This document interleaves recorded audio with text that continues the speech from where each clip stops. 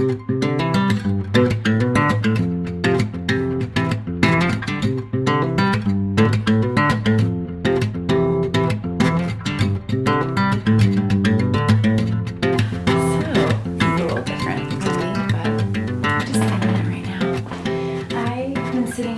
today. It is snowing outside.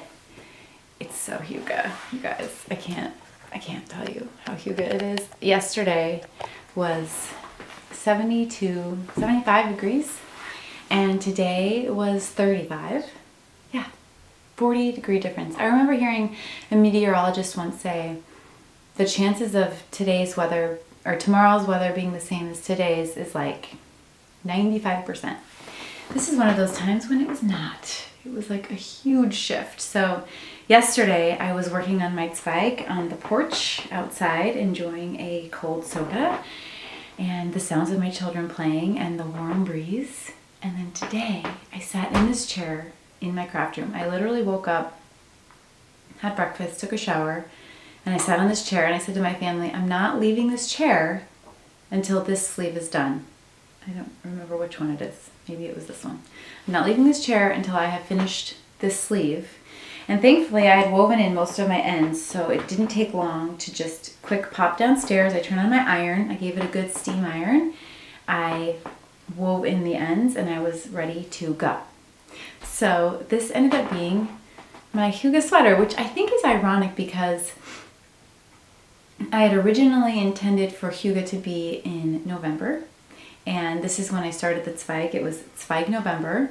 It was inspired by Monica of Yarn Experiments. And she actually has a podcast called Are You Knitworthy with her friend.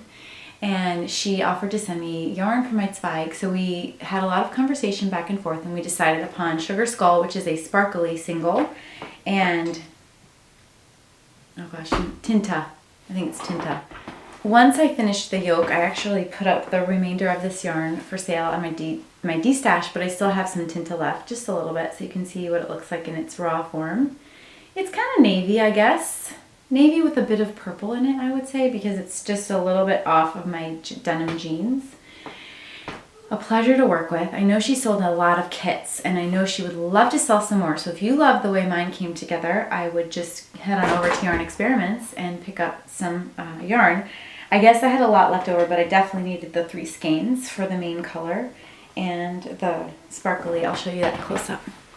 It is very difficult to capture on a screen, but it does have a sparkle to it. I knit the small, and I, of course, gauge swatched and met gauge, and I love it. I love the fit. I love the weight. I love the design. Just a quick note on this, because I was super distracted when I made the video, I didn't talk about some important things. First of all, I did not alternate skeins when I was doing the blue, and I don't think you can really tell. I mean, there's a bit of a line to my eye right there where I must have started a new skein, but I did not alternate on the sleeves, and everything seems pretty status quo, I think. Also, I added 2 inches around here in my sleeve just to make sure it was long enough. And if I had to do it again, I think I would make this longer. So this is just 1 inch, this ribbing right here.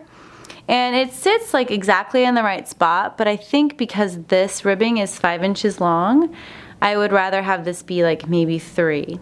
So if you're gonna make this sweater, I would just make sure you try it on so that you like the sleeve length. I just steam blocked it with my iron. Maybe if I actually washed it and blocked it a little more aggressively, this would be a bit longer, but I really think it's just gonna be what it is. So those are the 2 sort of modifications I made to the measurements in the pattern. Really, Caitlin Hunter can do no wrong in my book. Boyland Knitworks, I love her. I love all her stuff. This is my, let's see, 1, 2, 3, 4th pattern I've done of hers. 4th. I have a 5th that I cast on, and I have plans for a 6th and a 7th so far. And then I still have yarn for my 2nd Sunset Highway, which I have not begun. So I'm a huge fan of hers. She has really clear, well-written patterns. I haven't had any problems with her patterns. I love the notes she puts in about bobbles. She puts notes about gauging. Like the one I just cast on, she said, my test knitters met gauge anywhere between a 3 and a 7. And I was like, ooh. So I started at 3 and I did not meet gauge till I got to the 7. So I was so grateful for that note, because I think I would have maybe just started knitting it, you know, after the 4th or 5th time gauging, but I headed to the 7. It was the exact right gauge, and I am home free. This sweater, I put away for a while just because of holidays and other goals, and then I picked it up again in February after I was frustrated with my Huga plan. And I'm just really glad. I'm glad that I had gotten through this part and I could just really just kind of mindlessly knit. There is a cable pattern in this solid part that you may or may not be able to pick up on, but you don't need a cable needle for it, which is really nice. It's very portable in that way. And fingering weight sweaters are generally very portable anyway, because they're just a thinner fabric that you're creating. I did drop one stitch at some point in one of my cables, and I turned a corner on the sleeve and the round, and I was like, something is not right. And I ended up figuring out I had dropped a stitch. Luckily, it only been about 5 or 6 rows down, so I could salvage it. Now, one thing that is important to pay attention to, which I didn't, when you're doing the sleeve in certain sizes, the pattern doesn't repeat all the way around, so you can kind of see there's a whole section without any of the cable, except that I didn't realize that at first on one of my sleeves. So there is like cables right next to each other that look kind of funny, but it's underneath your arm. You're never gonna know. So I did not knit, I did not tink it back. The older knitter in me might have tinked that back, but I've gotten a lot more forgiving of myself and of my mistakes, which is so wonderful, right? Everyone who's ahead of me in their life journey says it just gets better as you get older, and that is so true. Not only in actual age, but in my knitting age. Like, I'm an older knitter now, more experienced knitter, and I am just a lot more forgiving of myself. I'm like, yeah, go ahead, leave that mistake in. No one's gonna know but you and all of your YouTube fans. Anyway, I cannot recommend this enough. I love Caitlin. I love Yarn Experiments. I love it all. It ended up really resolving and solving Huga for me. Like, and it was just so fitting that I ended this sweater in my favorite room. This is my craft room. My favorite room with ideal Huga conditions. With the snow outside. I literally was looking. I'll show you my view. I was looking out the window at the snow and the red barn, and it started brown this morning and ended with a coating, a dusting of snow. It's like, I can't tell you how I do it, but I just summon it. I just summon Mother Nature, and she delivers.